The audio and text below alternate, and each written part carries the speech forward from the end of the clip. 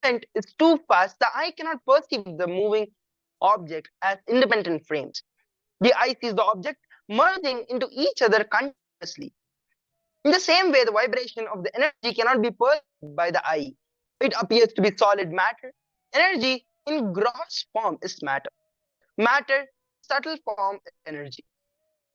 The body in the gross manifestation is mind. The mind is a subtle manifestation of the gross body. An independent thing to be understood here is that the perception of the world varies from person to person because the function of the mind varies from person to person. Even the interaction between people are only energy interactions. For an example, an atom that consists of nucleus with a cloud of electrons around it can be compared to a football field. The nucleus is like a peanut in the center of a football field, and a cloud of electrons is like the empty space in the field. What we see as solid matter football field in the example is actually the electron clouds or a huge empty space interacting with each. In the same way, our interaction and contact with other people and objects are also only interactions of energies. There is an exchange of energy that happens. You give some of your energy to you and you get energy from the other person or the object. The world infinite possibilities. What is the world made up of? Now, what is the origin of the matter and energy? What is the origin of this body and the mind? From where does the energy come in all of these objects? What is the energy in all these objects which arise? What then is the reality behind this perceived world? If we are not able to see the reality as it exists through the senses, what is the true nature of this reality? This question asked Shiva Sutras as an ancient scripture which on the science, an ancient Vedic scripture on the science of enlightenment. Shiva's consort Devi asked him, "What is the nature of this wonderful universe?" As a response, Shiva delivers in the 112th enlightenment technique, which, when practiced, give the answer as direct experience. This question about reality leads us to a world beyond matter and energy, beyond the limitations of this space and time. This is the world where all possibilities exist as a seed. It is the essence of and the origin of the thought, and it is the essence and the origin of events in the material. In this world beyond ordinary logic does not exist. Cause and effect relationship do not exist. The happening of one event does not cause another event to happen, but it is correlated with other event that happen. This correlation has no sense on space and time. So when all the seed is the of infinite possibilities from which the waves of events, this whole existence and all its events happen as causeless auspiciousness, like waves arising in an ocean. Existence is an object. Existence is the ocean of bliss and ecstasy. Out of the causeless flowing ecstasy, the wave of creation rises in the ocean of existence. That is how things happen. The divine playing with its infinite manifestations in innumerable universe is called the dropping from play and relaxing into itself is called dissolution. Dissolution is settling back into the absolute or Parabrahma state. Therefore, for no logical reason, the play continues. What we see as a result are the infinite happening in the universe. Matter, energy, and being. Our senses of sight, hearing, smell, taste, and touch are our gateway to perceive this world. They tell us what this world is made up of. Matter or object in various forms, shapes, colors, and qualities. We see ourselves living in three-dimensional, fundamentally made up of 5 basic elements: the earth, water, fire, air, and space. We see all the objects in this world undergoing change with the time. They all undergo the creation, sustenance, and dissolution with the passage of the time. A classical physics that matter is governed by the laws of physics, like the three laws of motion, the law of gravity, the law of fluid dynamics, and so on. All objects are considered to be made up of molecules, which are made up of atoms, which in turn are made up of three types of particles: the proton, neutron, and the electron. We learned all these fundamental things in school. But according to the modern science, the world is fundamentally made up of matter. The fundamental particles are not protons, neutrons, and electrons. Modern science says matter itself is actually energy.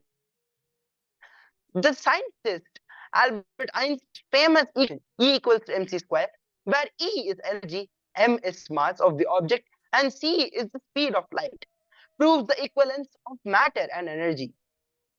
I was reading a very recent article, also published in the US journal Science, on a research that proved Einstein's equation. The particles in the nucleus themselves considered to be made up of small particles called the quark, which are bound by gluons. The surprising thing is the mass of the gluons is 0 and the mass of the quarks is only 5%. The study says that the missing 95% comes from the energy of the movements and interaction of the quarks and the gluons. So energy and mass are equivalent. This truth is discovered by science a few decades ago, was declared by the Eastern Rishis, the Upanishads, the essence of the Vedic knowledge. The very first line of the Ishavasya Upanishad, which is written thousands of years ago, declares Ishavasyam idam sarvam, or all that exists is energy. Let us look at a beautiful where Swamiji tells the source of matter and consciousness. So please get in the deep space of listening as we look at this beautiful video.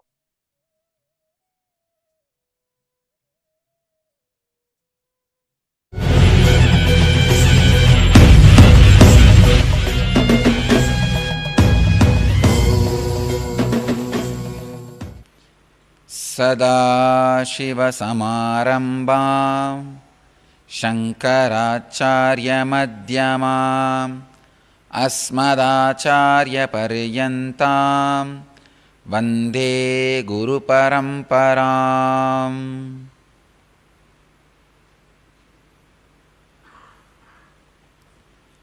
I welcome you all with my love and respects.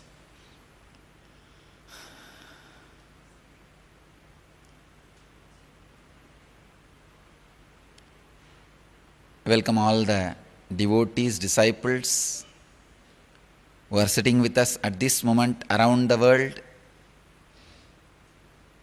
in 338 places, in 127 cities, in 22 countries.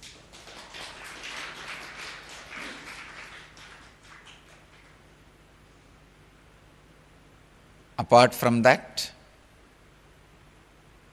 there are 16 cities around the world sitting with us in two-way connection, video conferencing. Los Angeles, San Jose, Seattle, Ohio, Phoenix, Malaysia, Guadeloupe, Singapore, Dubai, UAE, Hyderabad, Golden Enclave, Annanagar, Adayar Satsang Center, Taramangalam, Morocco, Brazil. I welcome all of you.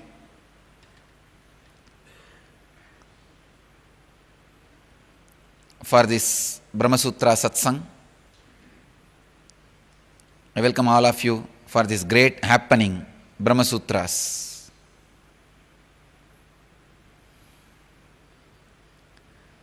Today's sutra.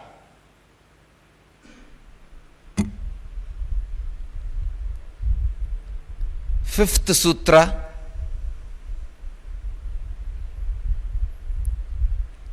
In the first chapter, fifth sutra. Ikshatena asabdam. As I said, just 2 words, not more than 2 words. Just 2 words. And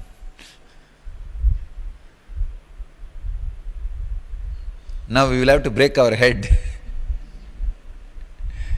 Just these 2 words. Actually, when you are in such a deep samadhi, you utter as minimum as possible. Sometimes you can't even utter. Yesterday, after the Brahma Sutras, I was just sitting in samadhi. All the ashramites were around me. One of our devotees had a fits in the hall. I said, I will take care, and I told them to bring her. Then I said, I will take care, don't worry, give the medical care. Only later on, usually I am a person who will run. I will get up and run. I did not run. The reason was I was not actually able to move the body. I was in a very strong samadhi, especially after the strong Brahma Sutras. But suddenly, late in the night, I remembered, I did not even tell them that why I did not come out, why I did not run towards them. Later on I thought, of course, they are devotees, they won't mistake. I did not even, I only used the word, I'll take care, don't worry, take them to medical care. Did not even use, I should have told at least why I did not come out, why I did not get up from the seat and go there. Later on I remembered, why I did not tell. Usually I am a person, I will tell.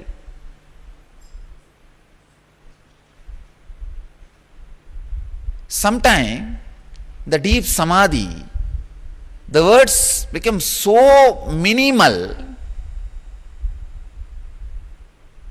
it doesn't come out when it is not required.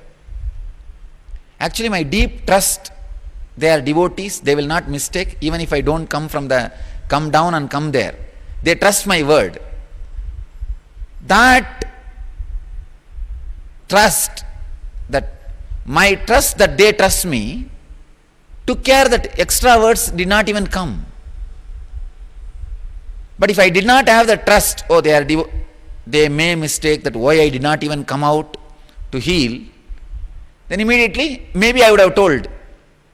I would have given the reason, or even if the body is in samadhi, I would have ran maybe to physically touch, to give them the confidence that I am really healing them, healing that person. So when there is a deep trust, words do not come out.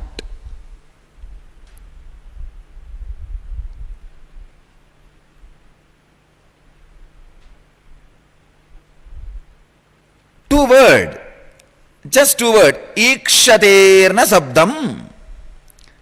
Ikshatena sabdam. But one of the world's biggest problem is analyzed just in this sutra.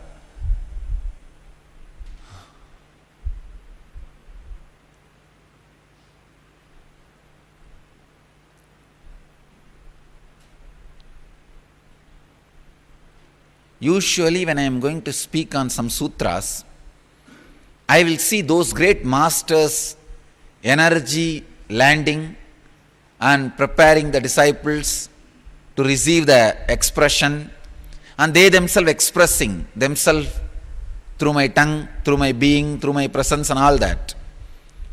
Now last 2-3 days I am seeing all the big philosophers are landing here. See, some enlightened philosophers are landing just to enjoy the Brahma Sutra happening. Some unenlightened philosophers but evolved beings. There are some Ganas, Munis evolved philosophers, but did not become enlightened. Those guys are coming and sitting here to catch the glimpse and get the click so that they can become enlightened. Understand? Whenever you get one valid click, one big engram is relieved. You are free from one big engram. So last few days I am seeing all kinds of philosophers are moving around. Some enlightened philosophers, some unenlightened. Nyaya, Vaiseshika, Puramimamsa, Uttaramimamsa, all philosophers. The whole ashram is now filled with the philosopher's energy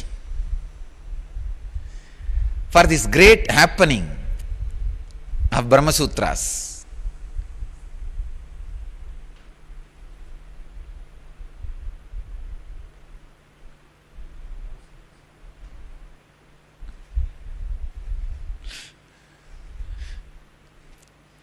Bhaktas are very auspicious people. Devotees are very auspicious, whether they are enlightened or unenlightened.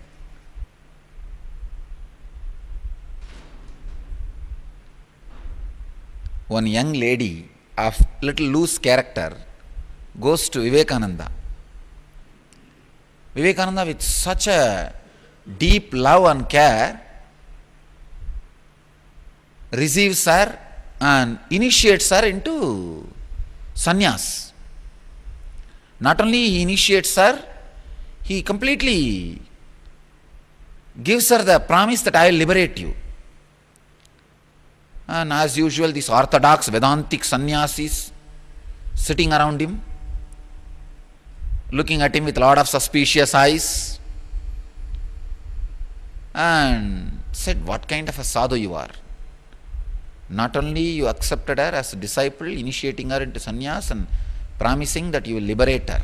What do you mean? Then he gives his own explanation, and finally he says, even all the things what you guys say are accepted and true, who else can save these people except me? If I say no, who is going to say yes for them?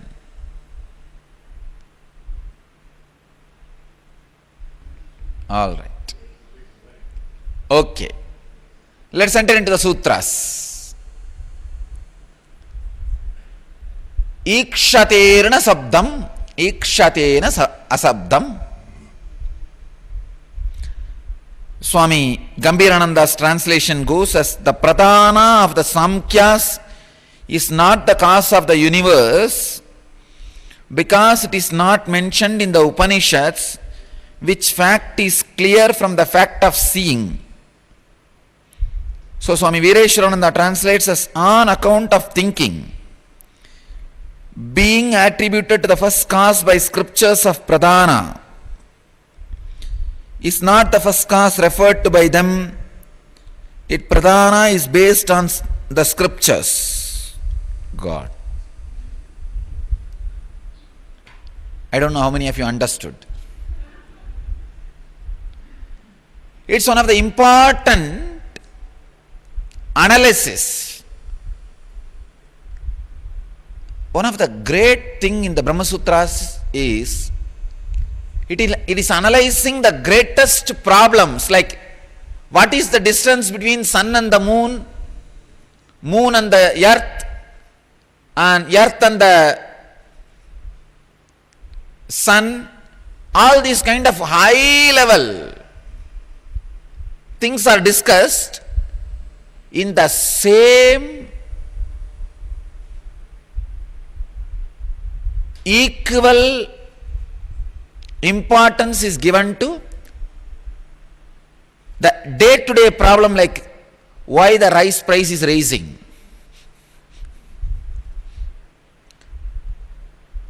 Please understand, Brahma Sutras is a very paradoxical book, where in same sutra, that why the distance between sun and the moon is this much, and why the rice price is rising, both are discussed.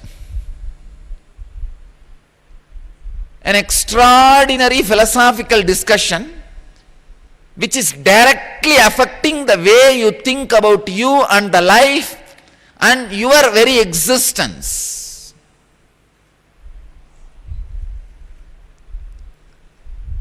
Here the important problem which is being discussed is whether origin is consciousness or matter.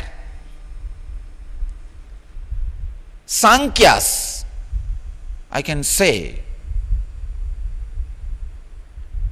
first human beings who started thinking are Sankhyas. First man who started thinking is Kapila, who is the master of Sankhya philosophy. I want all of you to know.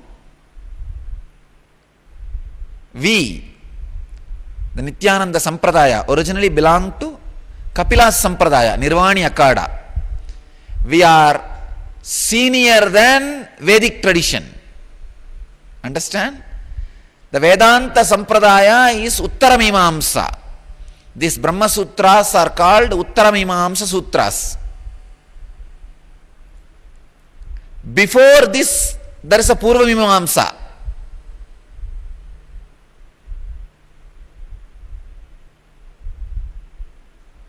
Sankhya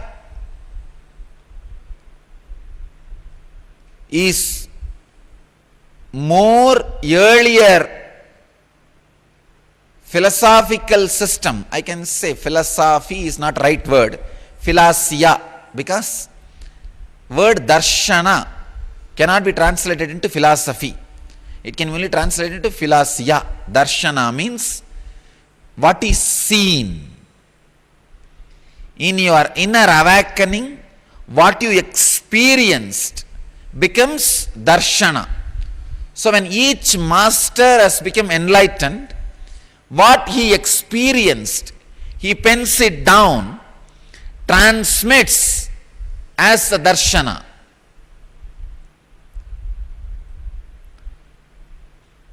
So the first darshana is Sankhya, senior most darshana, the oldest darshana,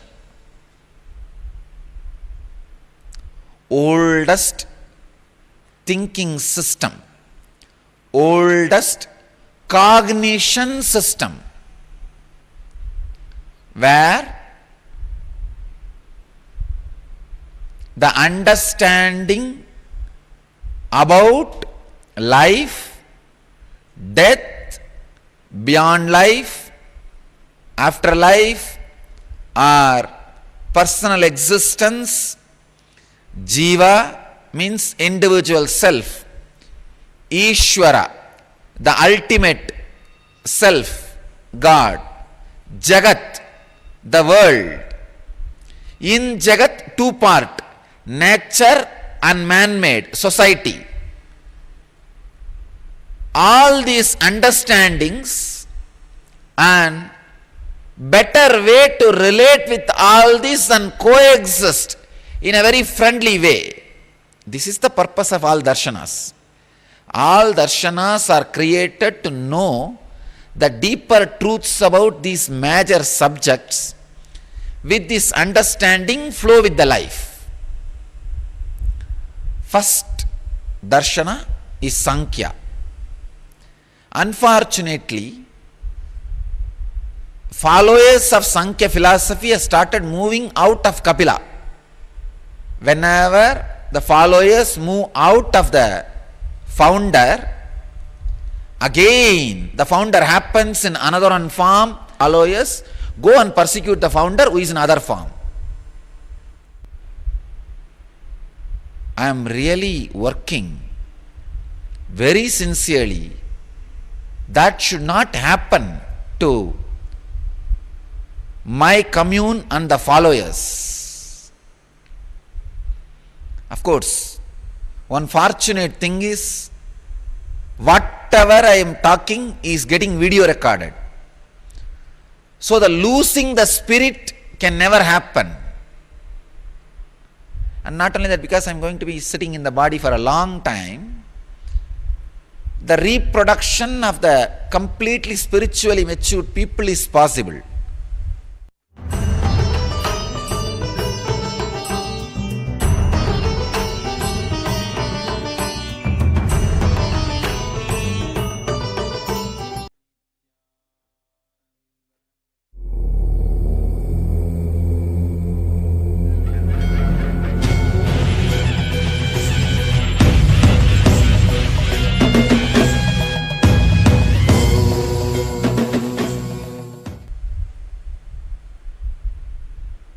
Unfortunately,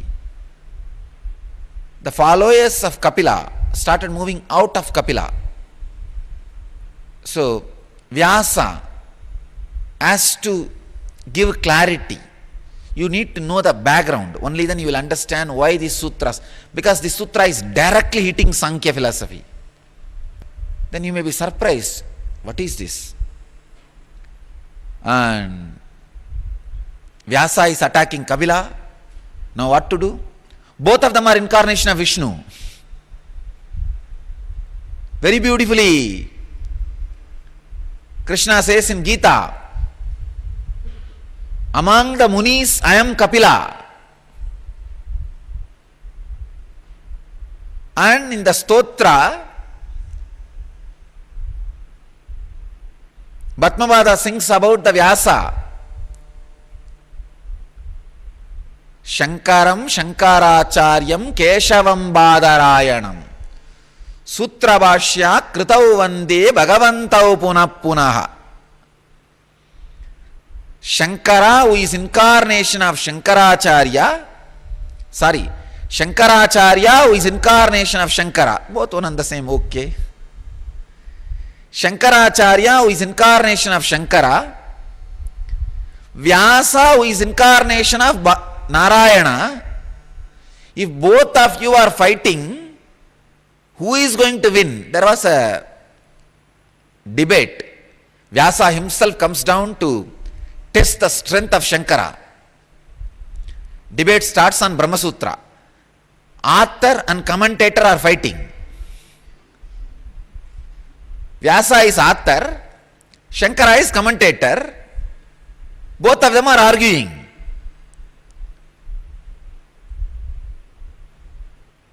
Of course, nobody can judge. But if I can take the liberty, I'll vote for Shankara. Because the guy has given a really meaning to the whole sutras. All the one or two uncut parts which Vyasa left, I don't know why, Shankara has polished it. Shankara has made, by his commentary, Brahma Sutra as more valuable diamond. I can say he made it as a pure gold. He made it more user friendly. So both of them are arguing. It goes on and on for 3 days. The poor disciples are sitting without food. So Bhatmavada suddenly realizes what is going on. And the old man who is arguing is Vyasa. But Vyasa did not reveal his identity. And this young guy who is not ready to give up is Shankara, who has Lakshmi in his hand and Saraswati in the tongue, and Devi in his body language. How Shankara will lose? No way. Then Bhatmavada sings, Shankaram Shankaracharyam Kesavam Badarayanam. Shankara himself, the Shiva himself has come down as Shankaracharya. Vishnu himself, Keshava himself has come down as Badarayana. Vyasa.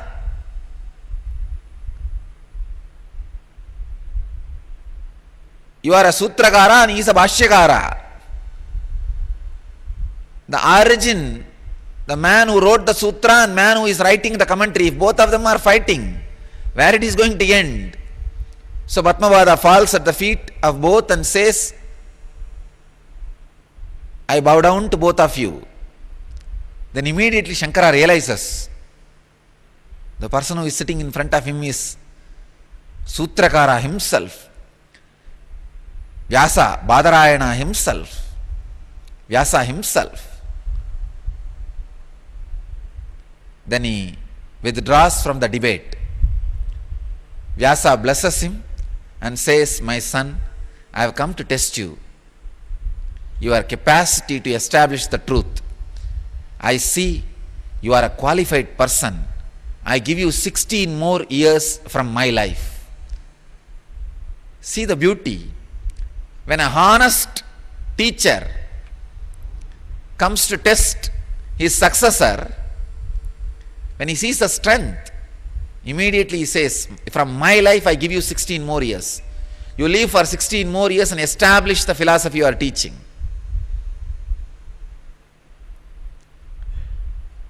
This is the way actually our Hinduism was spreading. It was completely on a friendly, convincing debate. No fight, no sword,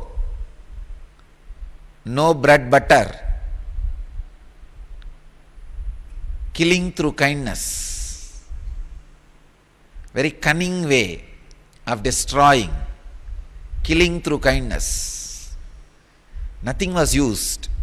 Simple, straightforward understanding and analysis. So Kapila is also incarnation of Vishnu. As Krishna says, "Among the Munis, I am Kapila." And Vyasa is also Vishnu's incarnation.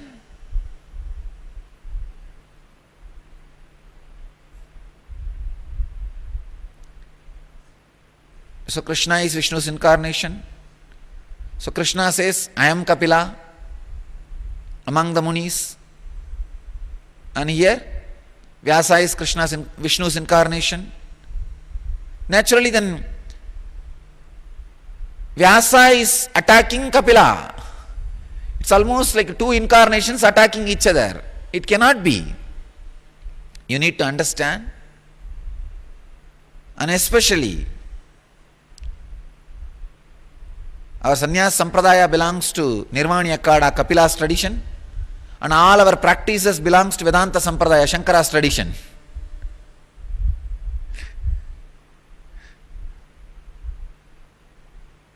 There cannot be any fight between these two. How can there be any fight between Kapila and Vyasa? Because both of them are incarnations of Vishnu. Surely Vyasa is not against Kapila, but Vyasa is against the misunderstanding of Kapila's followers.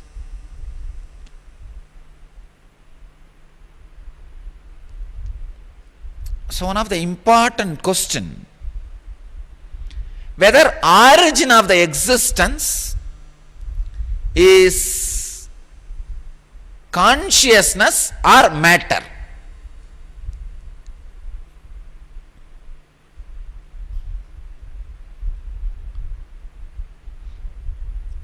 Sankhya takes the stand.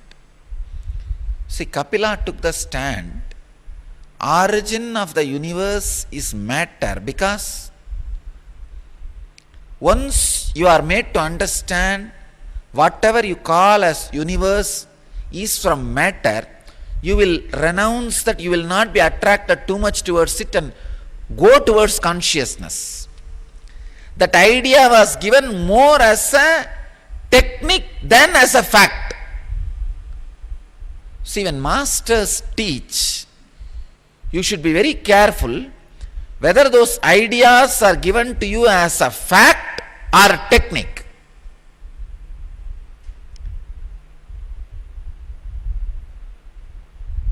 When Buddha says, again and again you will be born till you are enlightened, when Christ says there is only one birth, both of them have their own reason. They are not lying. Please understand. Neither Christ nor Buddha is lying. They are not liars. Both of them have their own reason. Buddha is talking the fact, truth. Jesus is giving a technique. When he says only one life is there, he is inspiring you, pushing you to achieve the ultimate in this one life. Don't postpone.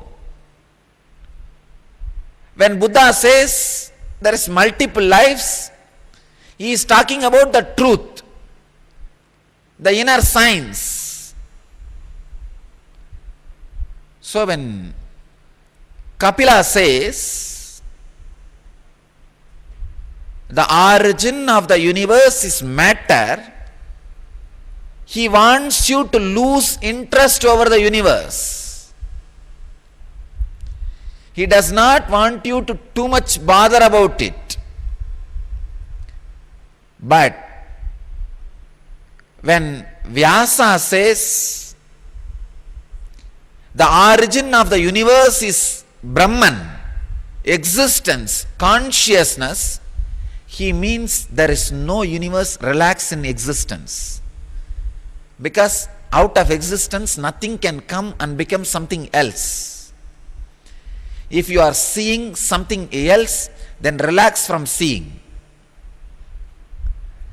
Final purpose of both Vyasa and Kapila is relax from being distracted. That's it. Nothing else. So to serve that purpose, how to put the words? I can tell you from my experience, universe is neither from matter nor from consciousness, because it does not come out. It has never come out. It does not exist. If you think you are seeing, something is wrong with your seeing. If you think something is going on in front of you now, something is wrong inside you. If you think something other than you exists, something is wrong inside you.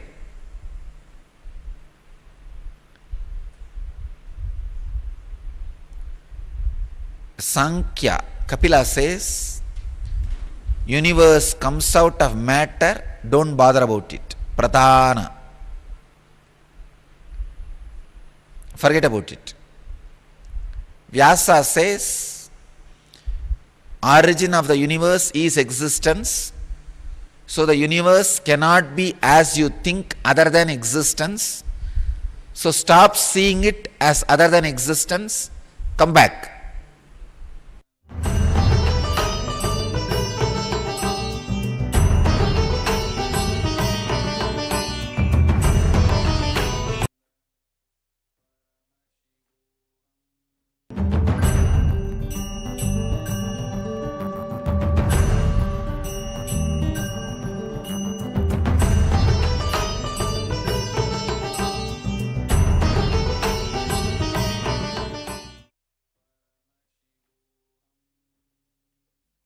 Paramashivoham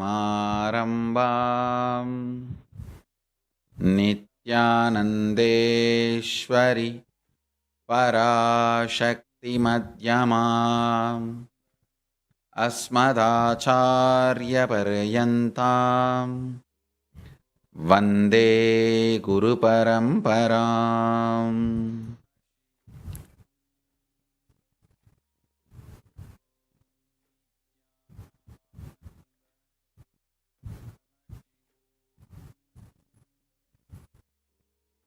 I welcome you all with my love and respect. I welcome all the devotees, disciples, samajis, satsangis, Shrimahans, Mahants, Tanidar, Kotari, visitors, viewers, sitting with us all over the world through Nithyananda TV and Paschima KAILASA, Adi KAILASA.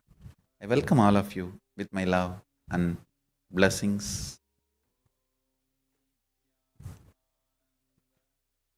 Subject for today webinar, matter and antimatter. Around the world, different researchers, scientists who are working on cosmological principles, physics, and theoretical physics, trying to understand universe, the wonders of existence, the level of principle, philosophy, science, research in every dimension. People who are working on Big Bang, black hole, theoretically, and trying to understand on matter and antimatter. I'll reveal some of the most important revelations from Paramashiva about the universe. Please understand. Few days before in the satsang, I was telling time, the speed of the light is not constant. It is the superconsciousness. Its reflection on the space only is constant. Listen. Even space is not constant. Be very clear. Actually, the Big Bang and black hole is happening so intensely, even the space is moving. Even the space is not constant. Understand? Also, you need to understand the difference between static and constant. Even if something looks static, that doesn't mean it is constant. Even if something is extremely vibrant and Shakti-maya, energy-maya, does not mean it is constant. Here, for all practical purposes, the highest constant, cosmic constant you can realize is the reflection of the superconsciousness in the space. When I use the word space, Para-akasha, Maha-akasha and Chita-akasha, all the three is one and the same. All three put together only I call it as a space. The superconsciousness reflecting on the space you experience as the dimension and the space which feels I in you. The Chita-akasha, the consciously where you feel as you, your existence in that space, and the whole space of Maha-akasha, both spontaneously, simultaneously reflects Paramashiva, the superconsciousness. What reflects here is called self. What reflects here is called life for you. That's all. Listen, self, the reflection of the ultimate superconsciousness. That reflection is cosmic constant. Nothing else is a constant. Not space or not something in time. Nothing else is a constant. Many people who are working to understand the secrets of the universe try to raise a doubt. When there is so much matter generated during the Big Bang, why so much antimatter is not generated?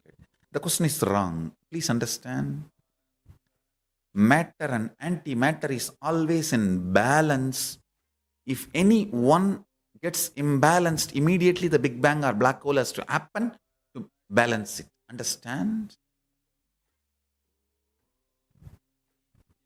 Overflowing matter, overflowing antimatter need to be in samana for maintenance, means sthiti. Please listen carefully. From the influence of the antimatter, matter manifesting is Big Bang. From the influence of the matter, antimatter manifesting is black hole.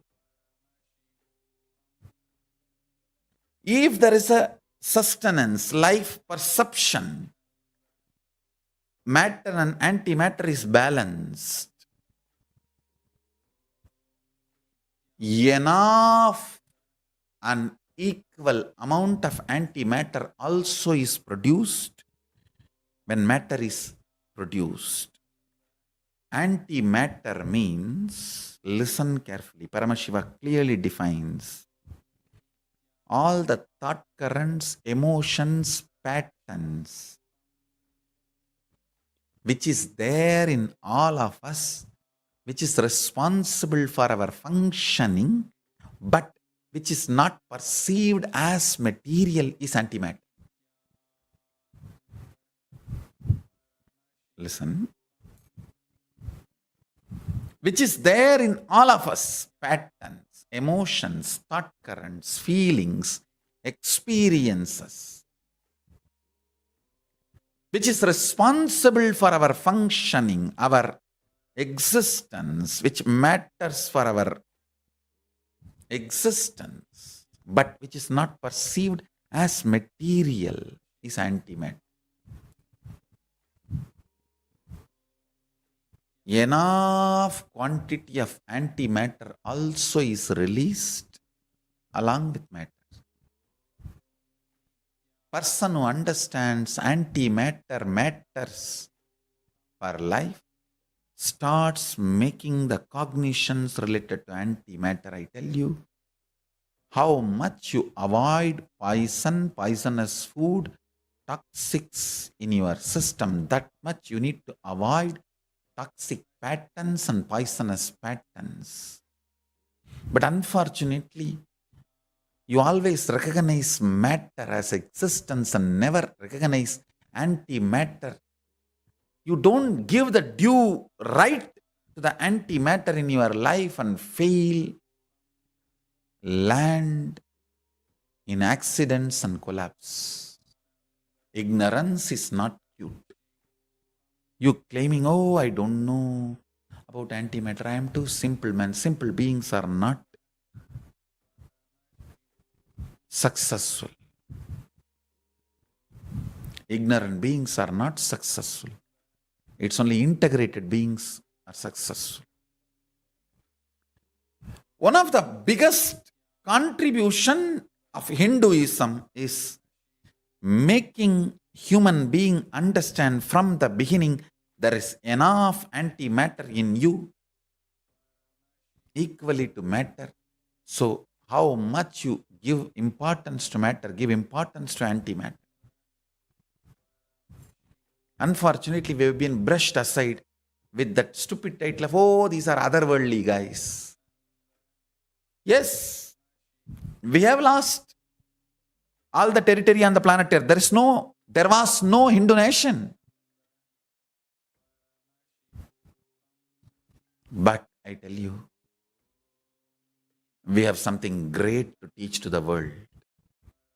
We have something great to contribute to the world. We lost all the territories does not mean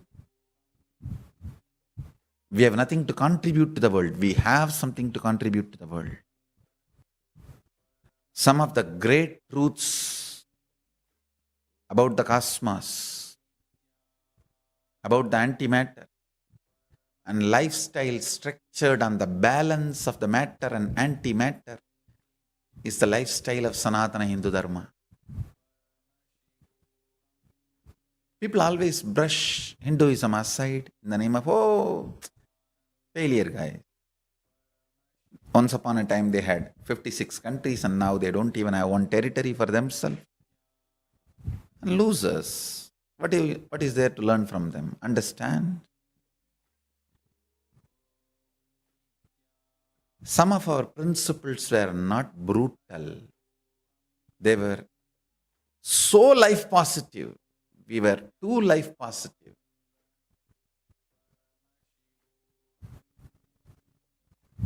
That does not mean we have nothing to contribute. Yes, we might have lost the territory. As I made the statement, ignorance is not cute. Our Ignorance about the violence of the human beings was not cute. Even in the war, we were principled warriors. We didn't know the enemies don't have any principles. They were brutal. We might have lost the territories, but we have something great to contribute to the world in the field of consciousness. If you cognize the higher reality about the antimatter, your life will be a powerful manifestation of completion, fulfillment, higher form of existence. Understand? The first powerful cognition you need to cognize, whatever you perceive as matter, existence of your life, equivalent amount you need to perceive, cognize the antimatter component of your life. Antimatter, avyakta, unmanifest, drives the matter. Antimatter is the energy source of the matter. The avyakta manifests as vyakta, and avyakta continues to be the driving force of the vyakta. Unmanifest continues to remain as the driving force of the manifest. If you are diabetic, how seriously you avoid sugar and other food items which can trigger diabetes. To the same level, you need to avoid stress. Unfortunately, the importance to the antimatter cognitions are less, far less than the matter cognition. In every level, you can't be complete life negative in your thinking, filled with fear, and expect grand successes to follow you. No. Fear need to be used like a pickle wherever required. Not more than that. If you know how to use fear as pickle, you know the realistic threats and unrealistic lies. Then the life can never cheat you, life will never cheat you. You will never be cheated. In every level. Understand, I am repeating, ignorance is not cute. Yes, the ignorance in the level of the political strategies our ancient kings had is not cute. That is why we lost all the territories. We had once upon a time 56 desas on the planet Earth. Almost all the population, all the civilization was Hindu civilization. And if you go to the small kingdoms, more than 150. The large kingdoms itself, 56. Today we don't have even one. Not a single Hindu nation. I think it is my responsibility to bring not just spiritual legitimacy and religious legitimacy and social legitimacy. It's my purpose. Purpose of my life, my happening, is to bring spiritual, social, religious and political legitimacy to Hinduism. It's my vision to have at least one place where the Vedas and Agamas and Manusmriti is practiced legitimately as the constitution and law of that land. With the Paramashiva's grace, with the grace of Paramashiva, hope we will be successful.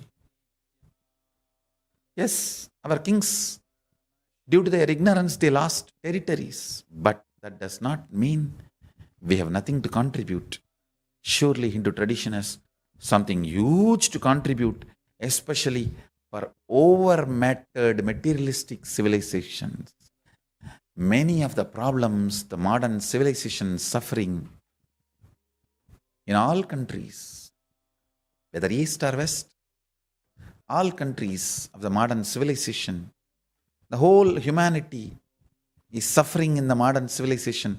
The materialistic, too matter-based, materialistic civilization's problems. Almost all the problems of the modern day humanity, all the problems of the modern civilization is because of the pure materialism-based cognitions. Understand? Materialism has gone to extreme. It's almost like a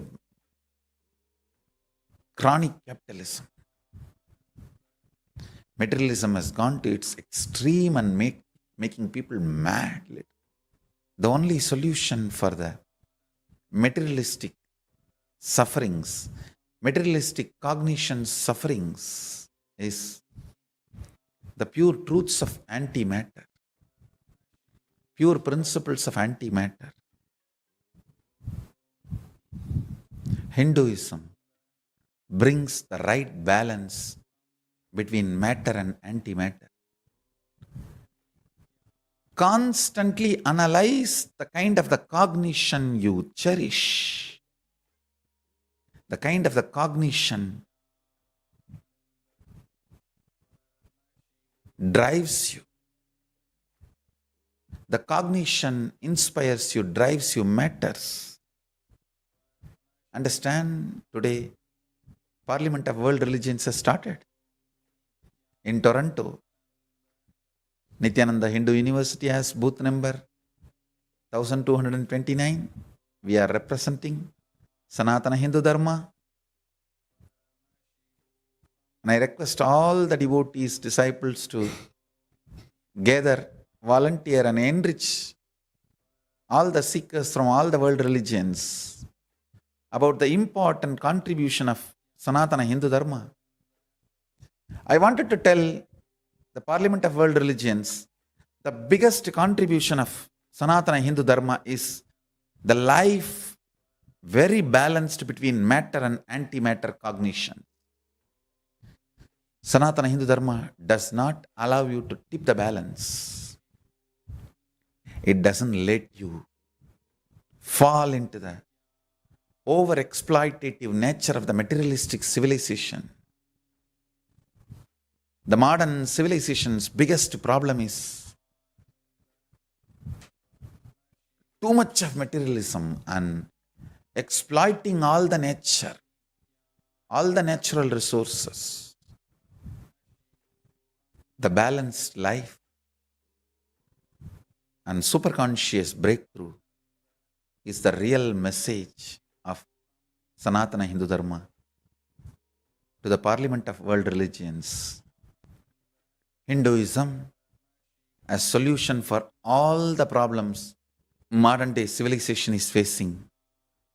It is all because of too much of materialism, matter-based thought currents, matter-based cognitions, not recognizing the importance of the antimatter, which is the driving force of life. All the Paramashivoham participants, the people who are preparing themselves for Paramashivoham,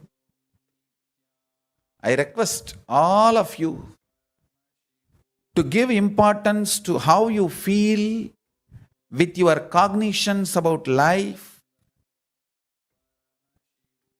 how your higher cognitions are important for your existence. Your higher cognitions are too important for your existence. You need to understand. Give more and more importance to how you feel, how you cognize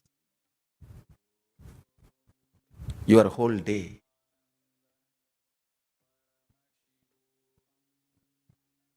Your higher cognitions matter. for the balanced life between matter and antimatter. Just like how you eat and work out to maintain your matter, constantly feed yourself with the higher powerful cognitions through Enlighten app. Download Enlighten app, become member of Enlighten app. Whole day spending, whenever you can, spend time with Enlighten app. Listening to the satsangs and incorporating powerful cognitions. Raising your antimatter to the higher cognition, to the higher level of existence. I tell you, raise your antimatter, inner space to the higher level of existence. Simply, your outer existence will raise to the higher level.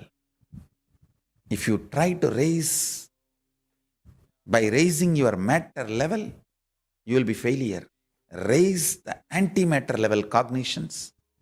You will be successful exactly, rightly, with the completion and fulfillment as you want and something more. Understand, if you raise the status of the matter, you will not be successful in raising the state of the antimatter. If you raise the state of the antimatter, you will be successful in raising the status of your matter. Every minute you spend with Enlighten app, you are directly talking to me. You are in my presence. You are in the Satsanga. Whole life should be Satsanga. Nitya Satsanga. Let your life become eternal Satsanga. Constantly, whenever you can, spend time with Enlighten app. It will enlighten you. Because the antimatter component of you needs to be fed continuously with powerful cognitions. And I have delivered enough of powerful cognitions. I have revealed enough of powerful cognitions. It's all available now in the Enlighten app. It's getting added and loaded. Spending time with Enlighten app is the solution for a balanced life of matter and antimatter. So everyone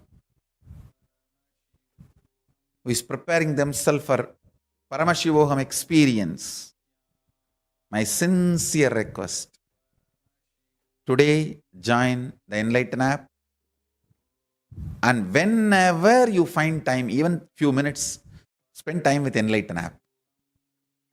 Just spend time with Enlighten app. That's all I'm saying. Enlightening you is my responsibility. So with this, I bless you all. Let's all radiate with integrity, authenticity, responsibility, enriching, causing Shuddhatvaita Saivam, Paramashivoham, the eternal bliss, Nithyananda. Thank you. Be blissful.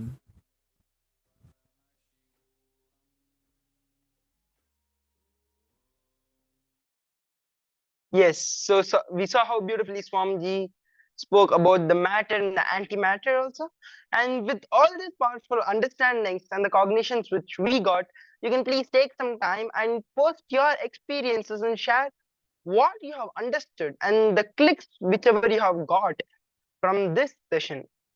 And now shortly the darshan will be starting. So let us now enter into the preparations for the darshan. So please get into the deep space, deep meditative space, as shortly we will be receiving Swamiji.